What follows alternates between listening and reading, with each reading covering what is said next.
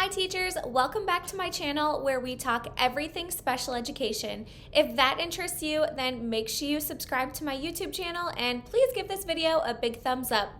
Today we are going to be talking about 8 different end of the year activities that you can do with your students in special education. These activities are a great way to end your school year. You can do them during the last month of the school year or the last week or just the last day of the school year. All of the activities I'm going to mention are linked in the description of this YouTube video and are in my Teachers Pay Teachers store. The first activity that I want to share with you guys is this end of the year memory book. So there are a bunch of different pages included. I'll just flip through them for you. So this is kind of where students can talk about their whole year. Here's a page for all about my teacher, their favorite things that they did this school year, their favorite activity, what they loved learning about, and next year what they want to learn about. And then here they can kind of expand on what they learned on. Here they can draw and describe some of their favorite moments throughout the school year. And then lastly, a few other prompts. The funniest day this year was when, something that made me happy, something I don't want to forget, and my closest friends. And then here, kind of like a yearbook, you can have your students sign the different pages and write a little message to each other. I usually print off multiple of these pages. You don't have to do this, but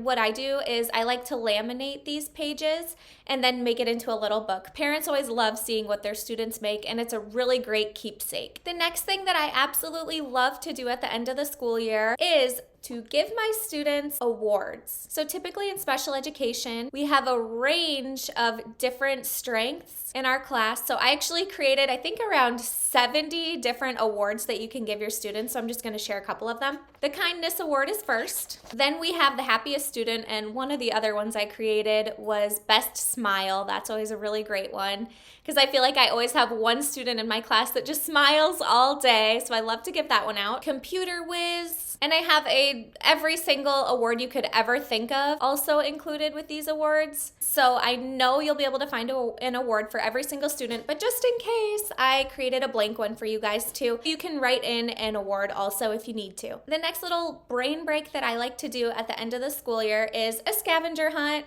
So I have every single month you would ever need. But here is a May scavenger hunt, here is a June one, depending on when your last week of school is. And then also with the scavenger hunt, I have a bunch of picture cards that match the scavenger hunt. So you can hide these picture cards around the classroom and students can go around and try to find them. I love getting my students moving, and scavenger hunts are definitely the best way to do that. The fourth game that I have for you is This or That Summer Bucket List. This one is super fun and I do it at the end of every school year. Students will get up and go to the side of the room that matches the thing that they want to do this summer. So the first one we have is clean my room or clean my friend's room. So your students have to choose if they're going to clean their room or their friend's room, and they go to the side of the room that matches the prompt. Unplug from all technology, sleep all summer, play soccer, play sand volleyball. I'll just kind of flip through these so you can read through them. This is a really fun one and also gets your students talking, and it's a great way to end your school year. Number 5 is another This or That game. This one is a little bit more simple and has visuals, so students will go to the side of the room that matches their response for what they enjoyed this school year. Next we have End of the Year Kaboom, and this is teachers versus students.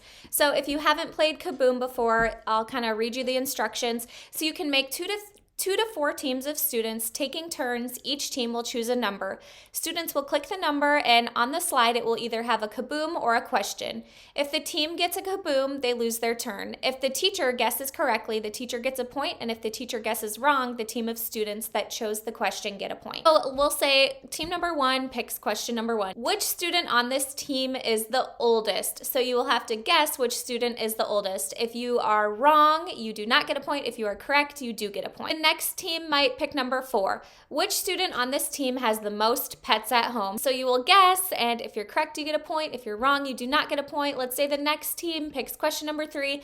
Well, that is a kaboom, so that team loses their turn. I will just kind of flip through here so you can see some of the questions. This is a really engaging game that is a lot of fun to do at the end of the school year to show your students how much you learned about them. The next game is another Kaboom game, but this is kind of flipped. It is who knows the teacher better. So we'll just flip through the questions. My teacher's favorite hobby is, so if the team gets it correct, they get a point. If they get it wrong, they don't get a point. my teacher's favorite school subject is, how many kids does your teacher have, and so on. Here's the last one that I have for you guys. This is a summer Kaboom game. What is the hottest month of the year? And students will take a guess. It happens to be July. Which season is proven to be the most joyous? And the answer is summer. In the US, what is the best-selling barbecue meat in the summer? The answer is hot dogs. So this is just a really fun game for your students to learn some random facts about summer. There you have it. Those were 8 activities that you can do with your students at the end of the school year. I hope you enjoyed this video. And again, all of these activities are linked in the description of this YouTube video. You can grab them in my Teachers Pay Teachers store, which the name of that is ActiviTeacher. I hope these helped you, and I hope you have a fantastic end of your school year. If you liked this video, please give it a big thumbs up and make sure to subscribe to my YouTube channel. Thanks for watching. Happy teaching.